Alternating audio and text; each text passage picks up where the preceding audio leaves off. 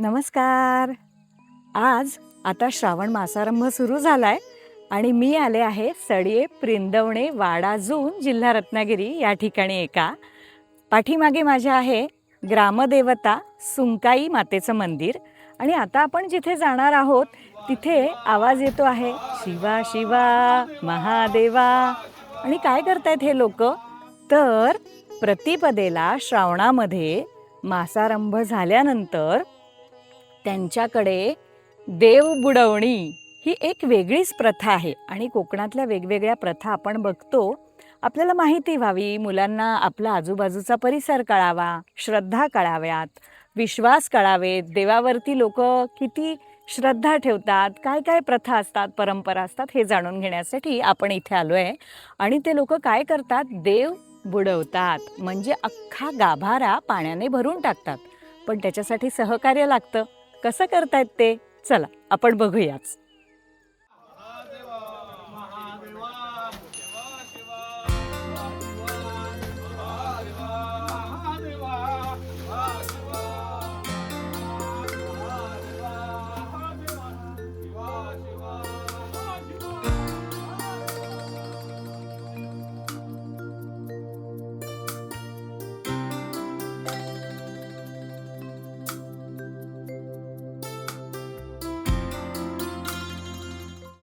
काका नमस्कार. नमस्कार. मुलांनो, हे आहेत विजय बेहरे आणि हे जन्मापासूनच इथे राहिलेले आहेत. तर काका, माझा पहिला प्रश्न असा की हे गावामधली ही एक वेगळीच प्रथा जाणून घ्यायला आम्ही आलोय. तर गावाचं नावच इतकं आकर्षक आहे की सडिये प्रिंदवणे वाडाजून. तर हे काय आहे प्रिंदवणे? नमस्कार. मी विजय बेहरे, या पिरंदवणे गावाचा रहिवासी. गेली जवळजवळ 70-72 वर्ष मी या गावात राहतोय. हे गाव सडिये पिरंदवणे वाडाजून हे साधारण रत्नागिरी शहरापासून एक 10 ते 11 किलोमीटर दूर असं डोंगरांच्या आड असं लपलेलं छोटं गाव आहे. ह्या पिरंदवणे गावाचा जर छोटा इतिहास सांगायचा झाला तर मुळातलं हे नाव सडिये वृंदावन. शहराकडून येताना सडिये हे गाव लागतं आणि ते आमच्या या एरियाचं प्रवेशद्वार होतं. आणि तिथे त्या सडिये वृंदावन असं एक प्रचलित महसुली गाव होतं. त्याच्यानंतर कालांतराने त्याचा अपभ्रंश होत होत होत सडिये वृंदावनचं सडिये पिरंदवणे झालं. आणि मग सडिये पिरंदवणेचा एक उपविभाग म्हणून वाडाजून असं त्याला जोडलं जाऊन सडिये पिरंदवणे वाडाजून अशा 3 गाव हे महसुली गाव झाले आणि एक ग्रामपंचायत 1962 सालापासून त्याची तयार झाली. असं हे आमचं सडिये पिरंदवणे वाडाजून ही 3 गावांचं एक छोटंसं, एक गाव म्हटलं तरी चालेल पण 3 वाड्यासदृश असलेलं एक ठिकाण. ह्या पिरंदवणे गावामध्ये अतिशय ह्या 3 गावांच्या मध्यभागी असलेलं आमचं सगळ्यांचं आराध्य दैवत असलेलं श्रीदेव सोमेश्वर हे शंकराचं मंदिर, त्याच्या बाजूला असलेलं महाजोगेश्वरीचं मंदिर आहे, त्याच्या पलीकडच्या बाजूला आमची ग्रामदेवता सुंकाईचं मंदिर आहे. या सोमेश्वर आणि जोगेश्वरी मंदिराच्या मध्ये प्राचीन कालापासून एक विहीर, ज्याला आपण लौकिक अर्थाने आड म्हणतो, तो आड आहे. ह्या मंदिराचं स्थापना अनेक वर्षांपूर्वी, कदाचित 1000-1200 वर्षापूर्वीसुद्धा झालेली असेल. ते खूप प्राचीन मंदिर आहे. जोगेश्वरी मंदिरसुद्धा पेशव्यांच्या काळामध्ये साधारण 300-350 वर्षांपूर्वी बांधलं गेलं आहे. ह्या मंदिरामध्ये या ग्रामस्थांतर्फे अनेक तऱ्हेचे वेगवेगळे कार्यक्रम होत असतात. साधारण श्रावण सुरू झाला की या कार्यक्रमांना जोर येतो, लोकांमध्ये खूप उत्साह असतो आणि या कार्यक्रमांची सुरुवात श्रावणाच्या पहिल्या दिवसापासून म्हणजे श्रावण प्रतिपदेपासून होते. आमच्या माहितीप्रमाणे म्हणजे किंवा आम्हाला पूर्वजांनी जे जे सांगितलं ती पुढे चालत आलेली माहिती ती अशी आहे की ह्या पिरंदवणे गावामध्ये किंवा ह्या परिसरामध्ये म्हणा, खूप वर्षांपूर्वी, म्हणजे मी लहानपणापासून बघतोच आहे, पण खूप वर्षांपूर्वी कधीतरी एक अवर्षण आलं होतं. खूप दिवस पाऊस नव्हता, गुराढोरांना पाणी नव्हतं, शेतीला पाणी नव्हतं, अशा तऱ्हेची संकट आलेलं होतं, अवर्षण आलेलं होतं, दुष्काळ आलेला होता. अनेक लोकांनी वेगवेगळ्या तऱ्हेचं अधिष्ठानं करून झाली, पण त्याचाही काही उपयोग नव्हता. म्हणून ग्रामस्थांनी एकत्र एकदा चर्चा करता करता लोकांच्या लक्षात आलं की आपला सोमेश्वर आहे, ह्याला आपण एक साकडं घालूया. आपण मनुष्याला साकडं घालतो ते वेगवेगळ्या तऱ्हेने विनंती करून घालतो, पण शंकराला साकडं घालायचं आहे तर मग ते कसं घालायचं तर मग शंकराला साकडं घालायचं असेल तर ते त्याला आवडतं जे पाणी, ज्याला आपण जल म्हणतो, त्याचा जलाभिषेक करूया. त्याचा जलाभिषेक करताना आम्ही ज्याला देव बुडवणी म्हणतो त्याला वेगवेगळ्या ठिकाणी देव कोंडणं असं पण म्हणतात. बरोबर. तर जनरली शंकराच्या मंदिराचा म्हणजे पाण्यात असतो, त्याची पिंडी असते, त्याचा गाभारा असतो. मग त्या गाभारा भरून आपण देवाला बुडवूया, म्हणजे तरी आपला हा देव आपल्यावर प्रसन्न होईल आणि हा अवर्षणाचा जो ते संकट आहे ते दूर होईल. अशा तऱ्हेने त्यावेळच्या धुरीणांनी किंवा त्यावेळच्या आमच्या पूर्वजांनी असं ठरवलं की श्रावणातली पहिला दिवस, त्यावेळी श्रावण लागेपर्यंत पाऊस पडला नव्हता, म्हणजे किती पाऊस पुढे गेला होता याचा विचार करायला पाहिजे आपल्याला. तर त्या पहिल्या दिवशी लोक एकत्र आले आणि मग त्यावेळी कुठलीही साधनं नव्हती, पाण्याचे पंप नव्हते. अशा वेळी लोकांनी अशी मानवी साखळी तयार करून 2 माणसं, त्यावेळी ह्या आता आम्ही शिड्या लावल्या आहेत आतमध्ये पाणी काढण्यासाठी, पण त्यावेळी शिड्यासुद्धा नव्हत्या.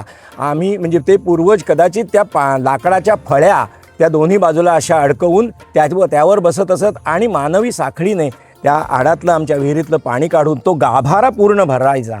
अशा रीतीने तो गाभारा दरवर्षी प्रतिपदेला, द्वितीयेला आणि तृतीयेला अशा 3ही दिवस सकाळी 6 वाजल्यापासून ते सुरू होतं. आपण आता मगाशी ऐकलंच असेल की शिवा शिवा महादेवा ह्या जयघोषामध्ये शंकराचा जयघोष करत करत आम्ही ते गाभारा भरतो. गाभारा भरल्यानंतर त्याचा हेतू असाच की गाभारा भरल्यानंतर तरी किमान आमचा शंकर आपल्याला सोडवावा या लोकांनी आणि आपण त्यांना जे पाहिजे ते द्यावं, अशा रीतीने त्याच्या पाठीमागचा हेतू होता. तर ते करण्यासाठी म्हणून साधारणपणे आमचा हा गाभारा भरण्यासाठी नॉर्मल साईजच्या ज्या कळशा आपण वापरतो त्या साधारण 700 ते 750 कळशा लागतात.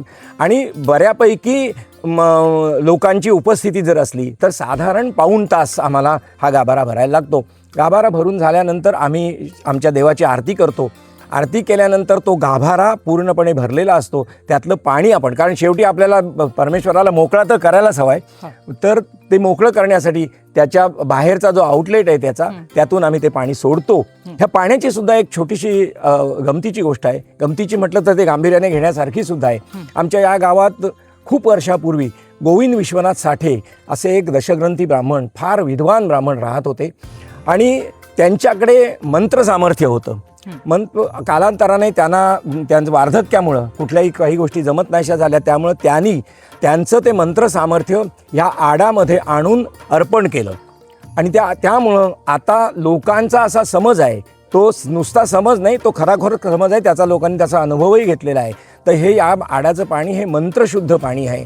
त्याने आंघोळ केली, त्यात ते प्राशन केलं तर आपल्यातले छोटे मोठे आजार, अंगावर येणारे छोटे मोठे जे काही खरूज असेल लहान मुलांना, अशा तऱ्हेचे आजार निघून जातात. अशा तऱ्हेचा समज आहे, नव्हे तो लोकांचा अनुभवही आहे. अशा रीतीने हे मंत्र सामर्थ्य असलेलं पाणी आम्ही शंकराच्या गाभारा भरतो आणि गाभारात कालांतराने आरती झाल्यानंतर तो सोडलं जातं पाणी. आणि त्या पाण्याने म्हणजे मी 72 वर्षाचा आहे, पण आम्ही लहानपणी त्या पाण्याने आंघोळ करण्यासाठी आमची अहमहिका असायची की ते पाणी अंगावर घेतलं की आपलं सगळं एकदम व्यवस्थित होईल. अशा तऱ्हेच्या भावना लोकांच्या आहेत. असं हे 3 दिवस काम चालतं. त्याच्यानंतर पहिला दिवस पूर्ण झाला की दुसऱ्या दिवसापासून, कारण आपल्याला सगळ्यांना माहिती आहे शंकराला पाणी म्हणजे जल हे अत्यंत प्रिय आहे, म्हणून शंकराचा दुसऱ्या दिवशी हा देव बुडवून झाल्यानंतर जलाभिषेक सुरू होतो. सकाळी साधारणपणे 7:07-7:30ला आरती झाल्यानंतर गाभारा पूर्ण रिकामा झाल्यानंतर हा जलाभिषेक सुरू होतो. तर आदल्या दिवशी म्हणजे ज्या दिवशी सुरू होतो तो तेव्हापासून बरोबर 24 तासाचा त्याला आम्ही संततधार म्हणतो. ती संततधार म्हणजे शंकराच्या पिंडीवर पाण्याचा जलाभिषेक सुरू असतो आणि बाहेर पौरोहित्य करणारे आमचे सगळे विद्वान ब्राह्मण रुद्राभिषेक चालू असतो त्याचा. असा 24 तासाचा तो रुद्राभिषेक असतो. तो रुद्राभिषेक दुसऱ्या वर्षी सकाळी पूर्ण झाल्यानंतर पुन्हा आम्ही तिसऱ्या दिवसाचा देव बुडवतो आणि तो देव बुडवून पूर्ण झाल्यानंतर लोकांचं चहापान होतं आणि अत्यंत आनंदामध्ये लोक उत्साहामध्ये असे निघून जातात. कोणी एकेकाळी जे अवर्षण आलं होतं ते अवर्षण कालांतराने निघून गेलं, पण ही आमच्या गावातली देव बुडवण्याची प्रथा आहे ती लोकांना इतकी आवडलेली आहे की त्यानिमित्ताने श्रावणातल्या पहिल्या दिवसापासून लोक एकत्र जमतात. मग त्याच्यामध्ये महिला असतात, मुली असतात, मुलं असतात, मोठे पुरुष असतात, वरिष्ठ असतात. अशा सगळ्या तऱ्हेचे लोक आम्ही एकत्र जमतो आणि त्या दिवसापासून आमच्या ह्या श्रावणातल्या पहिल्या प्रतिपदेपासून ह्या श्रावण महिन्याचा सगळे कार्यक्रम, या देवळामध्ये अनेक कार्यक्रम होतात. आता सांगितल्याप्रमाणे देवबुडवणे होते, संततधार होते, समाराधना होते, नामसप्ताह होतो, गोकुळाष्टमीचा उत्सव होतो. श्रावण्या सोमवारची 4 सोमवार असले तर 4ही सोमवारची इथे शंकराच्या समोर कीर्तनं होतात. अशा तऱ्हेचा अखंड हा श्रावण महिना ह्या पूर्ण कार्यक्रमाने भरलेला असतो आणि लोकांमध्ये अत्यंत उत्साहाचं वातावरण असतं. म्हणून गेली अनेक वर्ष आम्ही काही नोकरीनिमित्ताने मुंबईत होतो, तरीसुद्धा श्रावण महिना लागला की आमचं लक्ष आमच्या गावाकडे असायचं. त्या गावातल्या कार्यक्रमांमध्ये आम्ही त्या तिथे असून सुद्धा रममाण झालेलो असायचो. त्या आठवणीने आम्हाला खूप उत्साह यायचा, ऊर्जा यायची आमच्यामध्ये. तर अशा रीतीने हा गाव, ह्या गावातले सगळे लोकही, सगळ्या समाजाचे लोक आमच्या गावामध्ये राहतात. अत्यंत खेळीमेळीने, आनंदाने, गोडी गुलाबीने राहत आहेत. आमची ग्रामपंचायत एक आहे. आमच्या ह्या देवळात सगळ्या लोकांचे, सगळ्या जाती धर्माच्या लोकांचे कार्यक्रम होतात. अत्यंत चांगल्या तऱ्हेने आणि प्रेमाने राहत असलेले हे आमचे तिन्ही वाड्यातले ग्रामस्थ आणि हे 3 रत्नागिरीच्या जवळ असलेले हे तिन्ही आमची सडी, पिरनवणे आणि वाडाजून ही 3 गावं अशी आम्ही सुखासमाधानाने गेली अनंत वर्ष राहतोय. आणि परमेश्वराच्या कृपेने अशीच परिस्थिती परमेश्वर पुढे अनेक वर्ष आमची ठेवो, हीच प्रार्थना. खरंच काका, तुम्हाला ते सांगत असताना तुम्ही ते सगळं पुन्हा अनुभवलं आणि तो आनंद, ती तुमची भावं, व्याकुळता, हे सगळं कळलं. बघितलं ना मुलांनो, आपण आपला गाव जपला पाहिजे. त्याच्यानंतर एकमेकांशी सहकार्याची भावना, सकाळी उठलं पाहिजे लवकर लवकर. आणि मग हे आता श्रावण असतात, उपास तापास असतात, वेगवेगळ्या जाती धर्मांमध्ये वेगवेगळे सण उत्सव असतात. ते अत्यंत प्रेमाने आपण साजरे करायला नको का? आणि या निमित्तानं आपण निसर्गाच्या जवळ येतो, आपली संस्कृती जपतो, एकमेकांमधलं प्रेम वाढतं, एकमेकांच्या सुखदुःखात आपण सहभागी होतो. आणि कष्ट करण्याची ताकद, या कळशा उचलणं सोपं नाही. कधीतरी तुम्ही नक्की या आणि सोमेश्वराला जलाभिषेक तुमच्या हाताने पण जरूर करा. तर अशा तुमच्या गावातली प्रथा परंपरा कोणती आहे हे पण आपल्याला जाणून घ्यायचं आहे. ते मी नंतर तुमच्याशी बोलेनच. पण काका, तुम्ही मला ही इतकी छान माहिती दिली आणि मला इथे येता आलं, या सगळ्या निसर्गाचा, या संस्कृतीचा भाग होता आलं, म्हणून मी खूप खूप कृतज्ञता व्यक्त करते. धन्यवाद. गाभारा भरलेला आहे आणि घंटांच्या जयघोषानंही आपल्या लक्षात आलं की गाभारा भरल्याची वर्दी बाहेर पण आली. देवाला बुडवला म्हणजे देव बुडवणी झाली. आता देवाला मोकळा पण करायला हवा, त्याची आरती करायची आणि मग त्याला मोकळा करायचा.